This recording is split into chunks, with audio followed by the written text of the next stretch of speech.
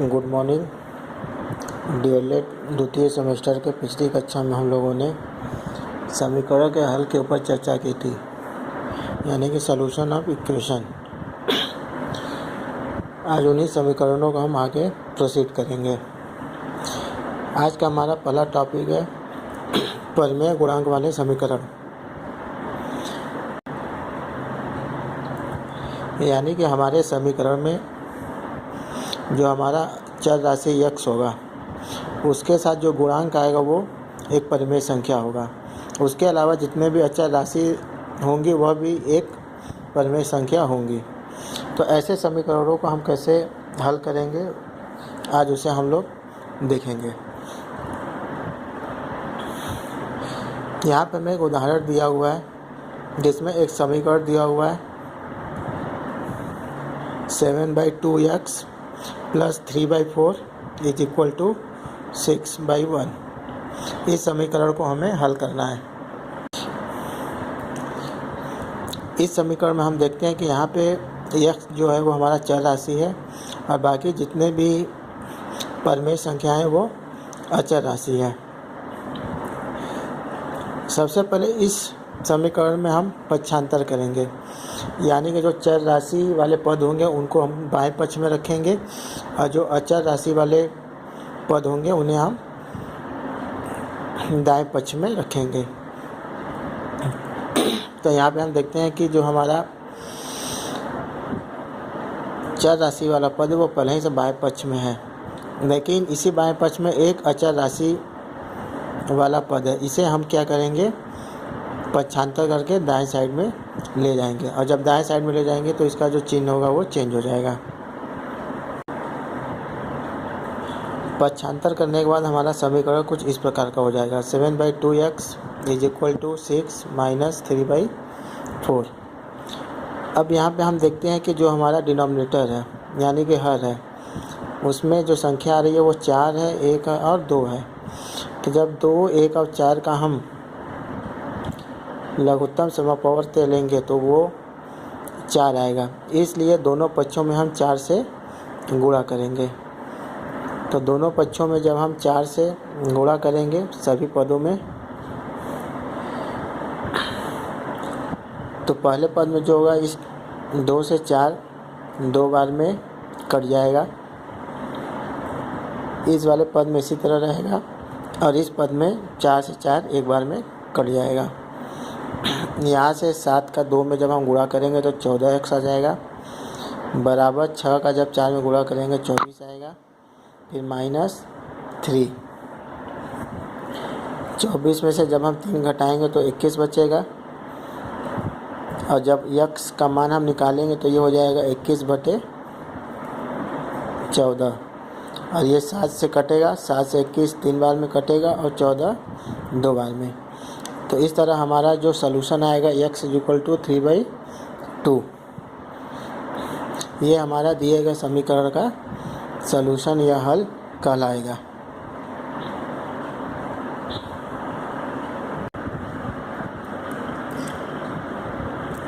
इसी प्रकार दूसरे टाइप अगर हम समीकरण देखें तो दशमलव गुणांक वाले समीकरण, यानी कि जो हमारे x के गुणांक होंगे वो और उसके अलावा जो भी अचर राशि होगा उसमें दशमलव आएगा। तो ऐसे समीकरणों को हम कैसे हल करेंगे उसे एक उदाहरण से देखते हैं। यहाँ पे मैं एक समीकरण दिया गया है जिसमें 0.6x जोड़ 0.25x बराबर 0.45x प्लस 1/1.2 इस समीकरण को हमको हल करना है। तो सबसे पहले हम समीकरण को लिख लेंगे, उसके बाद दशमलव के दाएं साइड में जितने भी अंक होंगे उतने जीरो से हम क्या करेंगे, उस पद को भाग दे देंगे।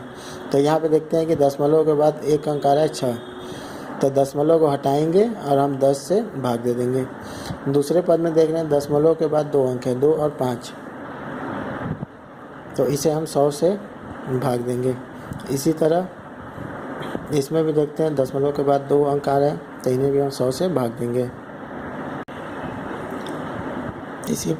इसी प्रकार आखिरी पद में दशमलव के बाद 1 अंक है, तो उसे हम 10 से भाग देंगे। तो हमारा समीकरण कुछ इस प्रकार हो जाएगा। अब यहाँ पे हम देखते हैं कि 10 और 100 का लघुत्तम समापवर्त 100 होता है, इसलिए हम सभी पदों में क्या करेंगे, 100 से गुणा कर देंगे। इस प्रकार हम सभी पदों में 100 से गुणा कर देंगे। तो पहले पद में 10 से 100 में जब भाग देंगे तो 10 बचेगा, और उसका जब 6 में गुणा करेंगे तो 60 आ जाएगा। यहाँ पे 100 से 100 कट जाएगा तो 25x बचेगा, उसे लिख लेंगे। बराबर के बाद आगे आएंगे, यहाँ भी 100 से 100 कट रहा है तो 45x आएगा, और यहाँ पे 10 से 100 10 बार में कटेगा, 10 बचेगा, 12 में गुणा करेंगे तो 120।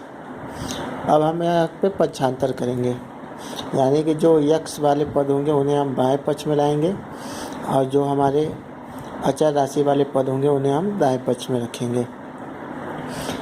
तो बाएं पक्ष में देखते हैं कि ये दोनों x वाले पहले ही से, यह 45x को जब हम बाएं पक्ष में लाएंगे तो उसका चिन्ह बदल के ऋण का चिन्ह हो जाएगा। यहाँ पे जब इसको हम हल करेंगे, 60 में 25 जोड़ के 45 माइनस करेंगे तो 40x आएगा, और दाएं पक्ष में रहेगा 120। यहाँ से x का मान निकालेंगे 120/40, यानी कि दोनों पक्षों में हम 40 से भाग दे देंगे। तो 0 से 0 कट जाएगा, और 4 से 12 3 बार में कट जाएगा। तो इस प्रकार हमारा इस समीकरण का जो हल आएगा, x बराबर 3।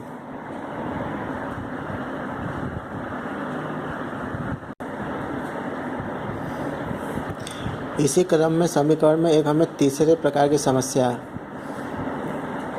आती है, वह है समीकरण संबंधी समस्याओं को समीकरण में निरूपित कर हल ज्ञात करना। यानी कि हमें कोई प्रश्न दिया रहेगा, उससे पहले हम समीकरण में कन्वर्ट करेंगे, तब उसके बाद उसको हम हल करेंगे।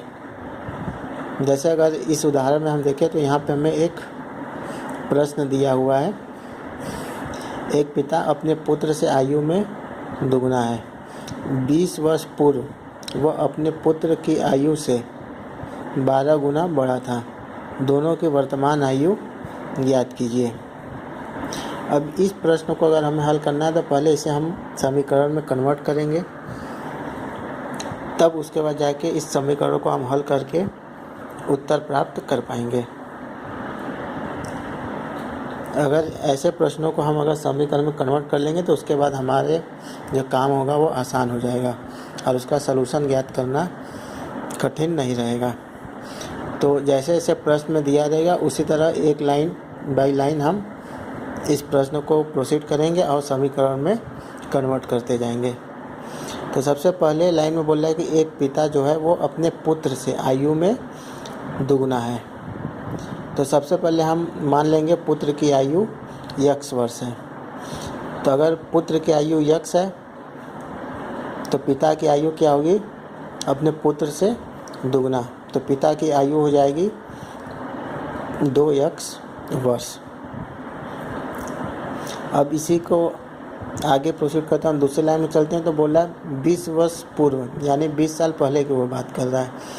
तो प्रश्नानुसार 20 वर्ष पूर्व दोनों की आयु क्या होगी। तो जो पुत्र की आयु होगी वो x माइनस 20, क्योंकि वर्तमान में उसकी आयु x है, तो 20 साल पहले उसकी आयु हो जाएगी x माइनस 20। उसी प्रकार जो उसका पिता है उसकी आयु वर्तमान में है 2x, तो 20 साल पहले उसकी आयु हो जाएगी 2x माइनस 20। तो इस प्रकार 20 साल पहले दोनों की आयु हमें प्राप्त हो जाएगी। अब इसके आगे बोल रहा है कि 20 वर्ष पूर्व जो पिता है वह अपने पुत्र की आयु से 12 गुना बड़ा था। तो 20 साल पहले पुत्र की आयु इतनी थी और पिता की आयु इतनी, तो पिता अपने पुत्र से 12 गुना अधिक था। तो ये हो गया पिता की आयु, और पुत्र की आयु में 12 से गुणा कर देंगे तो वो पिता की आयु के बराबर हो जाएगा। तो इस प्रकार हमें यह समीकरण प्राप्त हो जाएगा। अब इस समीकरण को हम हल करेंगे तो दाएं पक्ष में 12 से इस कोष्ठक को हल करेंगे तो 12 से जब कोष्ठक में गुणा करेंगे तो 12x घटाना 12 से जब 20 में गुणा करेंगे तो 240। यहाँ पे हम पक्षांतर करेंगे तो हमारा जो 12x है वो दाएं पक्ष में जाके ऋण का साइन हो जाएगा और जो 20 है वो दाएं पक्ष में आके ऋण का साइन जो है वो प्लस में कन्वर्ट हो जाएगा। अब जब 2x में से 12 को घटाएंगे तो ऋण 10x आएगा। उसी तरह ऋण 240 में जब 20 जोड़ेंगे तो ऋण 220 आएगा। दोनों तरफ से ऋण का साइन कट जाएगा और दोनों पक्षों में 10 से भाग देने पे x बराबर आ जाएगा 220 भागे 10। 10 से ये 0 कट जाएगा, बचेगा 22 वर्ष। तो इस प्रकार जो पुत्र की आयु हो जाएगी 20 वर्ष और पिता की जो आयु होगी 2x यानी कि 2 गुणे 22 गुणा करने पे आ जाएगा 44 वर्ष। तो पिता की आयु 44 वर्ष और पुत्र की आयु 22 वर्ष। तो इस प्रकार हम समीकरण के विभिन्न प्रकार के प्रश्नों को आसानी से हल कर सकते हैं।